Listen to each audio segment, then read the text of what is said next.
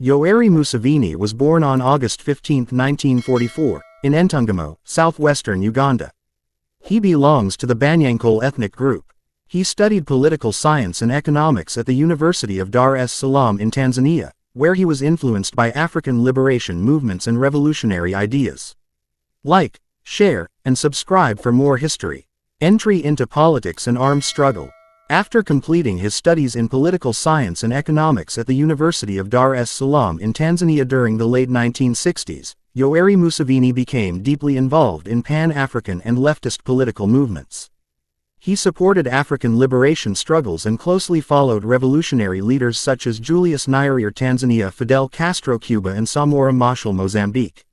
These influences helped shape his political ideology, which blended nationalism, socialism, and anti-imperialism. Role in overthrowing Idi Amin. When Idi Amin seized power in 1971 through a military coup, Museveni opposed the dictatorship. He fled into exile and formed a rebel group called FRONASA, Front for National Salvation, which operated in Tanzania. FRONASA allied with other Ugandan exiles and, with the help of the Tanzanian military, took part in the 1979 war that ousted Amin. Museveni served briefly in the transitional government that followed Amin's fall, holding the position of Minister of Defense. Disputed 1980 elections and armed rebellion. In 1980, Uganda held presidential elections to transition back to civilian rule. Museveni formed his own political party, the Uganda Patriotic Movement (UPM). However, the elections were won by Milton Obote's Uganda People's Congress (UPC) amid widespread allegations of vote rigging and fraud. Museveni strongly rejected the outcome, declaring that the people of Uganda had been cheated again. In response, Museveni launched a guerrilla war in February 1981 against the Obote government. He and a small group of fighters attacked a military barracks in Kabamba, marking the beginning of what became known as the Bush War or Luara War. He formed the National Resistance Army (NRA) and its political wing, the National Resistance Movement (NRM). Operating mainly from the Luaro Triangle region, Museveni's forces waged a protracted war against government troops.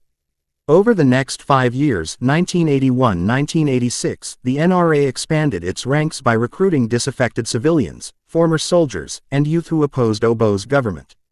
Museveni emphasized discipline, respect for civilians, and political education among his fighters, traits that distinguished his movement from other armed groups at the time.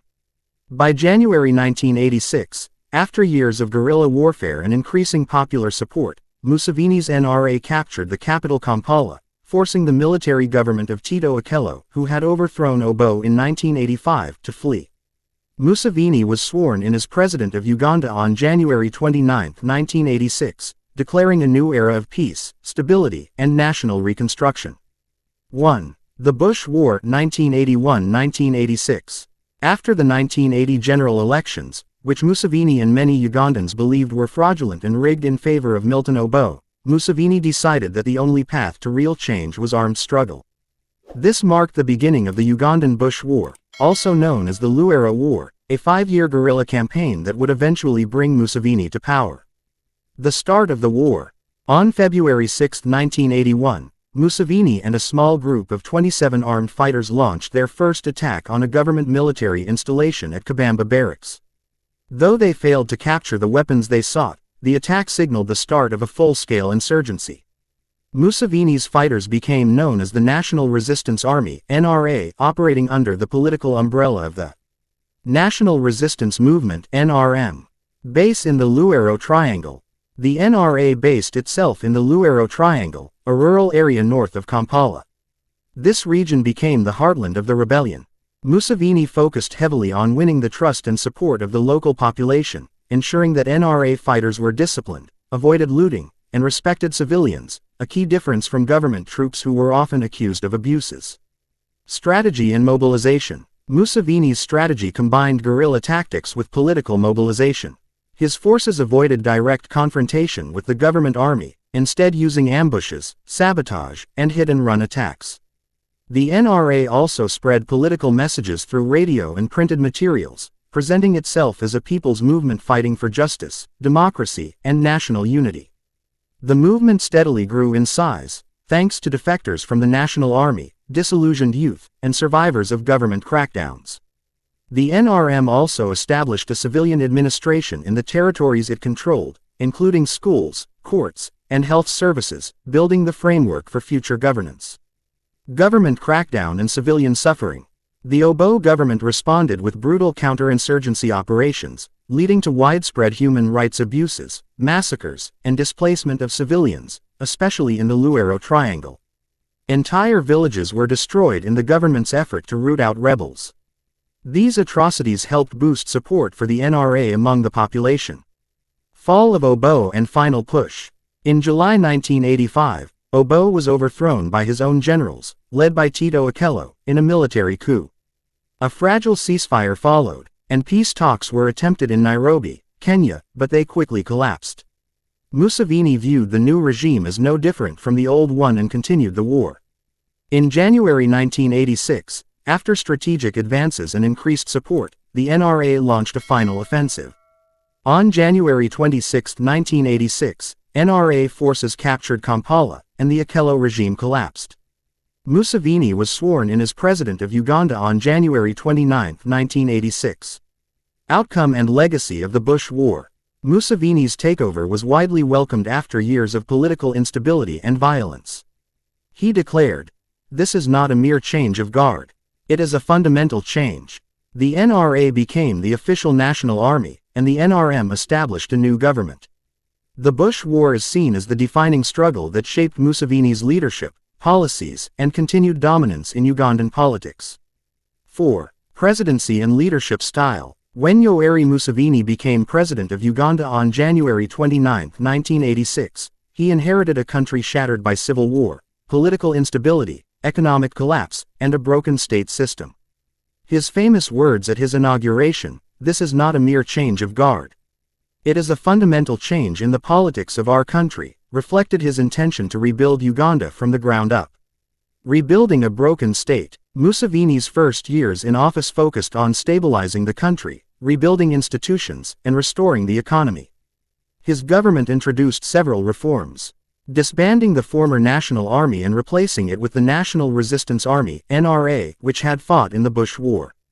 Promoting national unity by including leaders from different ethnic and political backgrounds in his administration.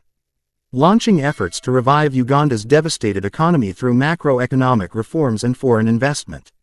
The no-party or movement system. One of Museveni's most distinctive political ideas was the no-party democracy, officially called the movement system. Under this system, political parties were allowed to exist but could not field candidates directly in elections. All Ugandans were considered members of the movement by default. Museveni argued that political parties had historically led to sectarianism and division in Uganda. This model was praised by some as inclusive and unifying, but criticized by others as undemocratic, especially as it limited political pluralism. The movement system remained in place until 2005, when multi-party politics was officially restored after a national referendum. Education and health initiatives. Museveni's government launched significant social reforms to improve public services. Universal Primary Education (UPE) was introduced in 1997, allowing 4 children per family to attend school for free. This drastically increased school enrollment across the country. He also supported universal secondary education use later on.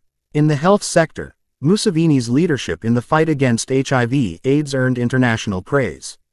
Uganda became a global model in the 1990s for its ABC abstain, be faithful, use condoms strategy, which led to a significant drop in infection rates. Economic policy and foreign relations. Museveni initially followed a moderate socialist approach, but by the 1990s, he had shifted toward liberal economic reforms. Embraced International Monetary Fund (IMF) and World Bank structural adjustment programs. Liberalized trade, reduced state control, and privatized many public enterprises. Strengthened ties with Western donors and countries like the United States and the United Kingdom. These reforms helped stabilize the economy and attract foreign aid, though they also led to criticism for increasing inequality and weakening local industries. Military influence and regional power.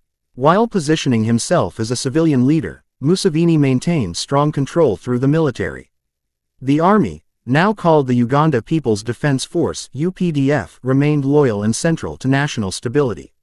Uganda under Museveni took part in regional military interventions, including Congo DRC wars in the late 1990s, supporting efforts to stabilize South Sudan, deploying troops under AMISOM to combat al-Shabaab in Somalia.